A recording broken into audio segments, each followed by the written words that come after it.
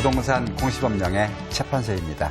여러분께 학습할 내용은 등기 절차 강론 내용이 됩니다. 앞에 부동산 등기법 관련 내용을 충분히 공부했으니까 어떤 절차 방법 통해 등기가 신청되고 어떤 특이한 사항이 있는가 이 관련 내용을 소개합니다. 이 시간 여러분께 특별히 소유권에 관련 내용을 소개합니다. 먼저 미등기 부동산에 가장 먼저 등기하는 것을 여러분 소유권 보존 등기라 이야기합니다. 이때 누가 소유권 보존 등기를 신청할 수 있는가 신청권자 관련 내용을 여러분께 소개합니다. 특히 2012년 부동산 등기법의 전면 개정이 되었는데 달라진 내용은 여러분 좀 관심을 가져야 됩니다. 첫 번째, 토지임야 건축물 대장상 최초로 등록된 자 또는 그 상속인, 포괄 승계인이 증명되는 자, 토지 건물 관련된 소유권 보존 등기가 가능합니다.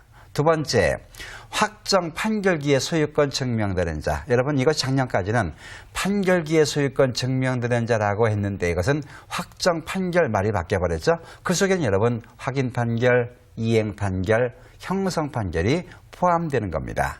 세 번째, 수용기의 소유권 취득을 증명하는 자, 토지 건물의 소유권 보존 가능합니다. 근데 네 번째, 여러분 표를 보세요. 제가 건물만 하나 정리했죠. 우리가 시장 군수구청장, 이것도 작년까지는 시군면장이 되었는데 시장 군수구청장에서 확인 서면에서 사실이 증명되는 자, 건물에 관해서만 소유권 보존 등기 가능합니다. 정리해보니까 시군면장의 확인 서면 통해서 토지의 소유권 보존 가능합니까? 안 됩니다. 건물만 가능합니다. 즉 앞에 1번, 2번, 3번은 토지 건물 모두 공통되는데 4번만큼은 건물만 해당된다는 사실이죠.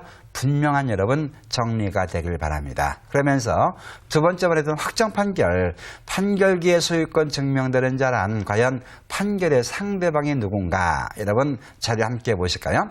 이때 판결의 상대방이란 대장상의 소유자를 이야기합니다. 대장상의 소유자, 아니 대장상에 등록된 자가 주인이 아닙니다. 내가 주인입니다. 이런 때는 대장상의 소유자 상대로 우리가 승소 판결을 받은 자가 보존 등기할 수 있겠다, 그런 이야기입니다. 그런데 대장상 소유자가 없는 경우 있겠다. 이때 토지나 임야 같은 경우 여러분 국가가 상대가 돼야 됩니다. 국가. 반면 건축물 대장은 존재합니다. 소유자가 없어요. 이때는 시장 군수구청장이 상대가 돼야 됩니다. 이 구별은 반드시 되길 바랍니다.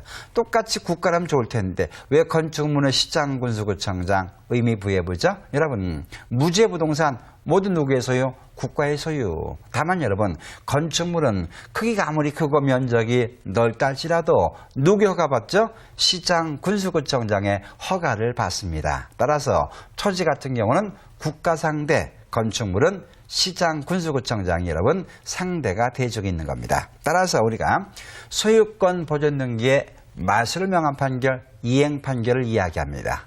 자, 그리고 공유물 분할 판결, 형성 판결을 이야기합니다. 이를 통해 소유권 증명되는 자도 소유권의 보존 등기가 가능한 겁니다. 다만 이런 경우는 우리 판례, 예규가 소유권 보존 판례는 아니라 이야기합니다.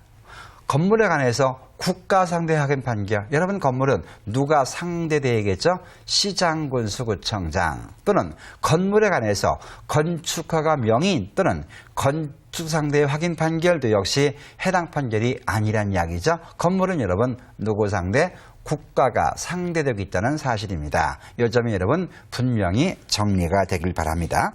그렇다면 지금까지 소유권 보존 등기 관련 내용을 봤는데 직권에 의한 소유권 보존, 구분 건물 소유권 보존의 신청 특례 등도 있습니다만은 일단 소유권 보존 등기 누가 신청할 수 있는가 신청권자 관련 내용을 여러분께 소개했습니다. 두 번째, 소유권 관련 등기 중 소유권 이전 등기가 있는데 종류가 10여 가지. 해마다 관련 문제가 2문제, 3문제 출제되고 있다는 사실이죠. 이 내용은 여러분 각기 따른 등기의 특징만 먼저 파악이 되면 됩니다. 먼저 첫 번째,